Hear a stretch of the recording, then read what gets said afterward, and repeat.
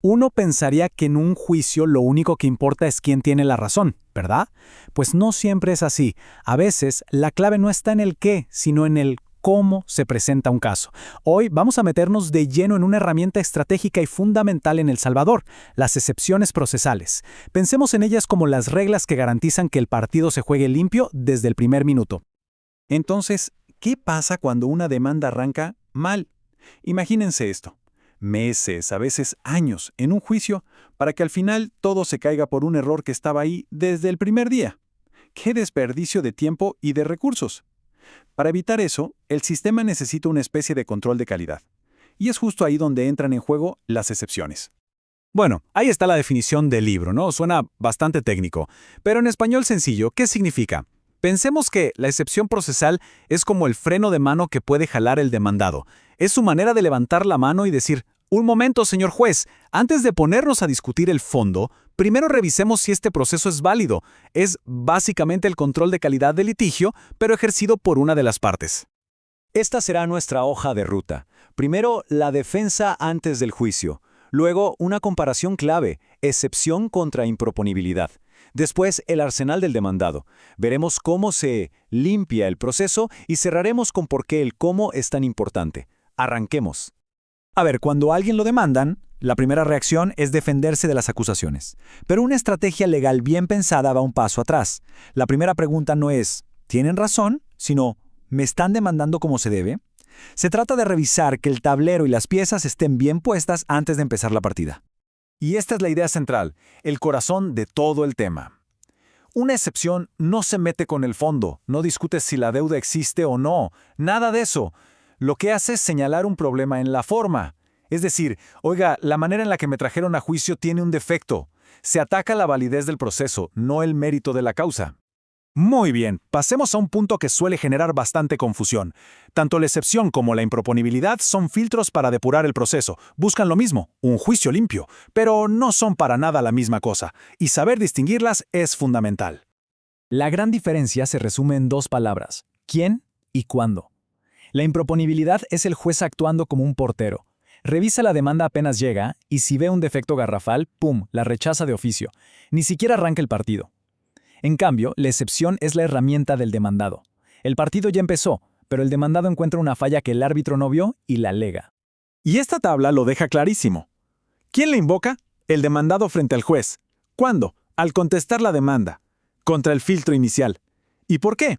Por vicios de forma, en el caso de la excepción. Contra defectos tan de fondo que simplemente hacen imposible juzgar, en el caso de la improponibilidad. Son dos mundos, dos momentos y dos actores distintos. Entonces, para que quede súper claro, la improponibilidad es un stop en seco, antes de que el proceso siquiera comience. La excepción, en cambio, es una pausa para limpieza en un proceso que ya está en marcha.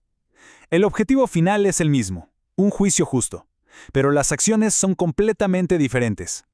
Ahora que ya sabemos qué son, metámonos de lleno en el arsenal del demandado, porque claro, no hay un solo tipo de excepción. Hay varias, y cada una sirve para señalar un problema específico. Es como una caja de herramientas, cada una para una tarea distinta.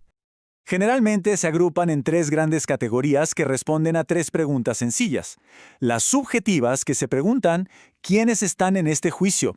Las objetivas, que se preguntan ¿de qué estamos hablando? Y las de forma, que preguntan ¿cómo se está presentando el caso? Vamos a desglosarlas. Empecemos con las subjetivas. Estas son como el control de seguridad de un evento. Aquí se revisa, por ejemplo, si el juzgado es el correcto, o la capacidad de las partes. Y una súper importante, la falta de legitimación, que en pocas palabras significa preguntarse, ¿realmente el que demanda es el titular del derecho y el demandado es el obligado? ¿Son las personas correctas en la disputa correcta? Ahora las objetivas. La primera es la litispendencia. Imaginen el desastre que sería si se pudiera demandar a la misma persona por lo mismo en dos tribunales distintos a la vez. Podríamos tener dos sentencias opuestas. Bueno, la litispendencia es el mecanismo que impide eso. Dice, oigan, un solo juicio por cada problema. Simple. Y no es un invento. La misma Sala de lo Constitucional lo ha dicho. Cuando hay demandas estructuralmente idénticas en procesos diferentes, hay litispendencia. Es una regla de oro para la seguridad jurídica. Un conflicto, un solo juicio. Punto. La segunda gran excepción objetiva es la cosa juzgada. Este es un pilar de nuestro sistema legal. Significa que los juicios tienen que terminar en algún momento. Cuando ya hay una sentencia final que no se puede apelar, ese caso está cerrado. Fin de la historia. No se puede volver a abrir el mismo debate. Es lo que nos da certeza. Pero, ojo, hay que hacer una distinción. Está la cosa juzgada formal, que es como decir, esta decisión ya no se puede cambiar, pero solo dentro de este mismo proceso. Y luego está la cosa juzgada material, que es la potente. Esa dice, este asunto no se vuelve a discutir nunca más, en ningún juicio. Una es un punto y seguido, la otra es un punto y final. Y llegamos al tercer grupo, las que se fijan en la forma. Por un lado, la demanda defectuosa. Esto es cuando el escrito es tan enredado que no se entiende de qué hay que defenderse. Y por otro, la falta de litisconsorcio necesario.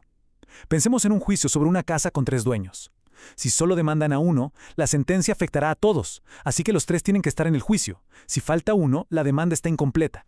Bien, ya vimos el qué y el por qué. Ahora vamos al cómo y al cuándo. Esta es la parte de sanear el proceso. ¿Cómo se usan estas herramientas para justamente limpiarlo de errores antes de seguir adelante?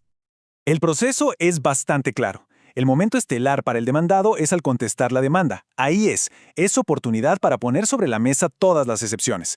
Luego, en la audiencia preparatoria, el juez pone el tema en discusión, escucha a todos y decide. Si la excepción procede, se arregla el problema en el momento. Y si no, el juicio sigue, pero ya saneado, ya limpio y listo para entrarle al fondo. Y la verdad, esto es un avance gigante. Antes, con el código viejo, cada una de estas discusiones era un minijuicio aparte que paralizaba todo por meses. Ahora, con el Código Procesal Civil y Mercantil, todo se resuelve de una, al principio, en una sola audiencia. Es mucho más ágil y eficiente. Con esto llegamos a la reflexión final, la importancia del cómo. Después de hablar de tantos tecnicismos, uno podría pensar que esto es solo un enredo de abogados, pero no. Estas reglas de forma son el corazón de un sistema justo. En la justicia, el camino es tan importante como el destino. Y este es el punto clave. Las excepciones procesales no son mañas para alargar los juicios. Son la manifestación pura del derecho de defensa. Son la garantía de un debido proceso. Aseguran que las reglas del juego sean las mismas para todos y que la sentencia final se construya sobre cimientos sólidos. Si el proceso está viciado, la sentencia, por más justa que parezca, nace muerta. Y cerramos con esta pregunta. ¿Puede existir verdadera justicia si el proceso para llegar a ella es inválido? La respuesta es un rotundo no. Al final del día, la forma no es un capricho, la forma es fondo. Un proceso justo no es un obstáculo para alcanzar la justicia, es en realidad el único camino que nos lleva hacia ella.